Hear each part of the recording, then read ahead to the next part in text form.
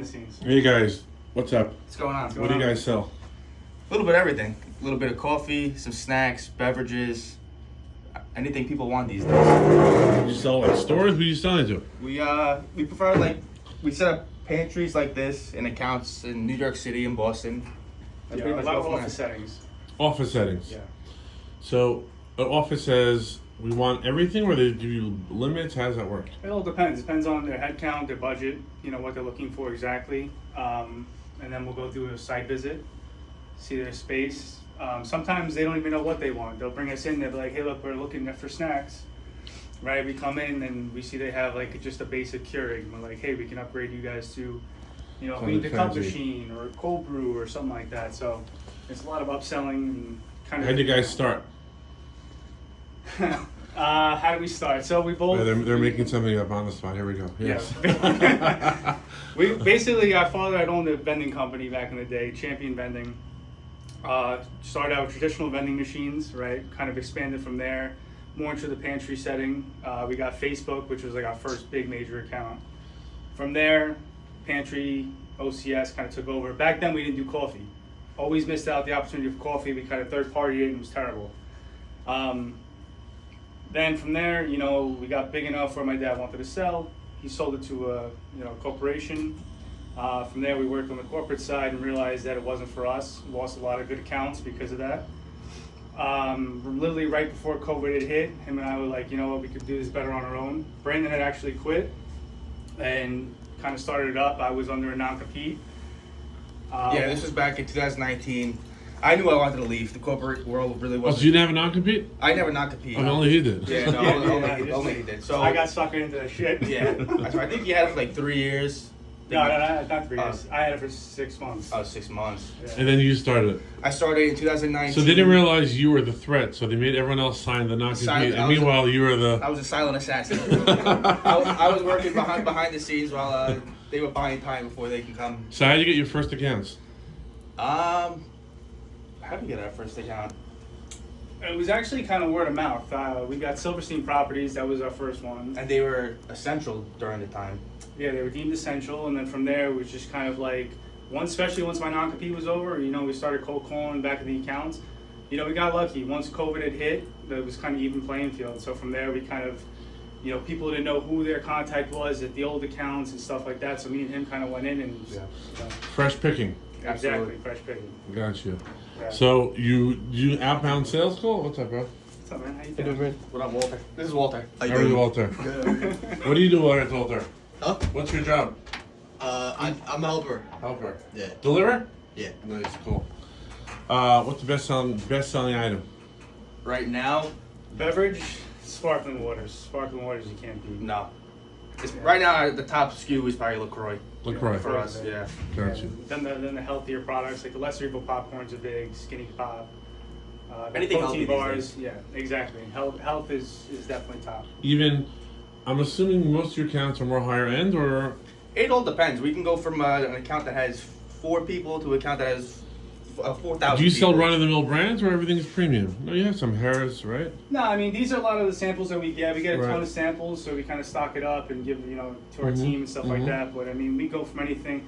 For us, like I said, there's a lot of brands out there that no one really know about. Like we just got back from Expo West, and a lot of brands like fruit snacks that we've seen that you don't see here yet. So for us, we'll give it a shot, see what people like. It doesn't matter if it's a big brand or not. I also like to add things that other people aren't putting in their pantries. I want to be the new person who's people walk into a pantry and go, "What the hell is this?" We love that stuff. So it's like stuff people aren't doing. Which is nice. Exactly. How many samples do you get a month shipped to the office?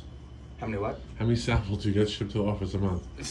Snapple, he said. No, Samples. A lot. Samples. 20, 30, A month?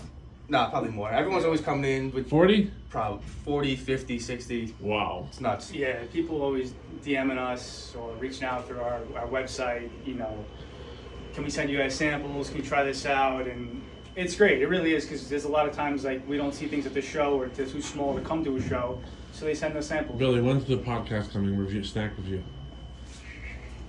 It's Secret. on the wraps. Under No, wraps. it's coming soon. It's coming soon. How soon? Billy, how soon? Maybe in the next 2 weeks. I'm hoping this interview here, being the first time on camera, will break you in.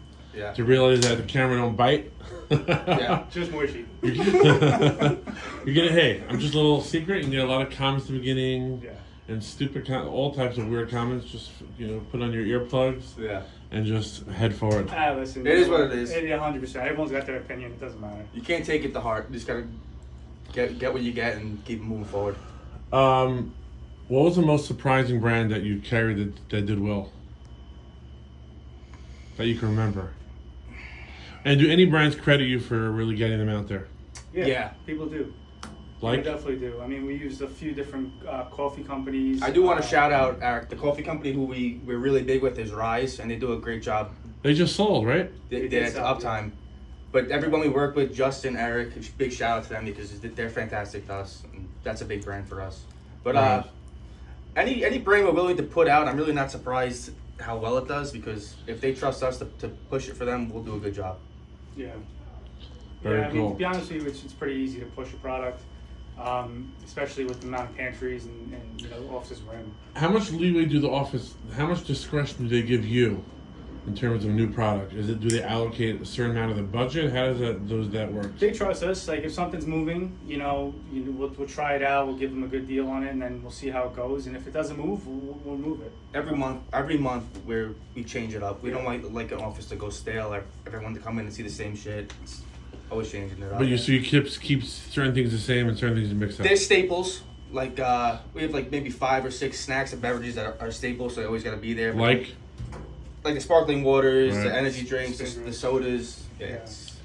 We're all a la carte.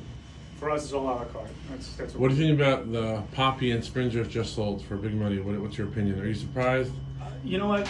I mean, Poppy was kind of the pioneer of the probiotic, prebiotic drinks, so no, I'm not. But it's going to be interesting because Pepsi's now going to carry them, so we'll see how it affects the pricing and everything else. Until now, it was what, Big Geyser here in New York? Who was selling Poppy? Poppy was big guys. Big Geyser. Yeah. So, who do you predict any other brands coming to sell soon or no? To sell, That are going to sell like Poppy and Springers? Because you have a pretty good view of what's going on, right?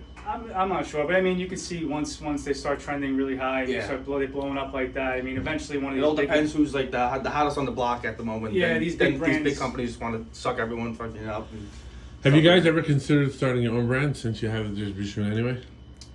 coffee beans we actually partnered with Ellis Coffee to do our own brand, which is going to be coming in soon. So other than that, I mean, not really.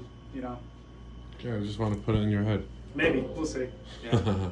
Never know. No, the next thing we're going to be doing is the podcast, which will be pretty cool. It's like I said, no, I don't think anyone in the industry is doing You set that. it up yet? What? You set up the podcast spot? Where's it going to be? The conference It's going to be room? in the conference Yeah, room. conference room. We got the sick backdrop, which is pretty cool. Yeah, the And audio equipment already, the mics and stuff, cameras. We have it on order. The girl who does our social media is going to help She's us out. saying it, So cool. yeah, And then we'll have like new guests every week. If people bring in samples, they can be the guests as well. We'll free ball it. the thing is we got to be honest. It's got to be authentic. We can't just Could hurt some feelings, but that's the industry. That's the industry we're in. We're honest people. Everyone's fighting for shelf space. So Yeah. What's your favorite food show? it used to be Nama, but Nama's more equipment now. That Expo West, man, that was crazy. Nama's what? I don't know. Nama's in. It always It's a goes. snack show? It's the Snack technology. It's definitely not like Expo. No, it's not. It's more. It's more equipment. What Definitely about more Fancy equipment. Food Show? Fancy food show I've been to in the past. I mean, it was nice, but I think Expo is the best one. That's like a whole different animal. Yeah, Expo. that It one was has everything we're tremendous. looking Are you for. surprised you didn't go in the past? Are you pinching yourself like, well, I've never been here before? We've been to the Expo East, but they Right. don't do Expo East anymore. Yeah. Now it's like everyone's at West, so That was like the Super Bowl for new products. It was fucking nuts. Did people know you when you walked around? No. More so at NAMA. There's a lot of like new companies that are trying to sell an Expo. I mean, you have a few people who know us because they see the name tag, but When you went to the show, did you have booths you're going to visit, or was it free for all? Like, let me just see as much as possible. it was pretty much a free for all. I mean, we did know a few vendors who wanted us to stop at the booth and check out like, some new stuff, but Mostly just browsing. yeah, exactly. if something caught our eye, we would stop. If we knew like the brand, we'd stop. But it's crazy. So do you think it's worth it for brands to exhibit at Expo West? Pay 100%. 20, 30K? It's worth it? 100%. I mean, It's a lot of money, but listen, you gotta put yourself out there to make some money. So it's an investment. you gotta It's like what we do you here. gotta eat some shit to build yourself up. Yeah. Cool. I like the feeling of the podcast already. Yeah. To be good. But you can have the data in also? Yeah, he'll probably get us canceled though within the first Yeah, 10 minutes. It's gonna be Then it'll go a viral. lot Yeah, of you ain't editing, kidding. a lot of editing with him. Nah, it's gonna be good. I'm excited. No editing. Okay, Yeah. thank you so much. Of course. Do you do sales, outbound sales, or not really? Did you start with sales? You did. You started in the beginning outbound sales. Yeah, we cold When did you calling stop? people. How long did you stop cold calling? Honestly, the last probably a little bit last year. I mean, there's sometimes I will look up places with people, especially on LinkedIn or Rocket Reach or something like that. You know, just to get a feel. But honestly, now a lot of our inquiries come from our website, our social media, LinkedIn, all that. So Inbound.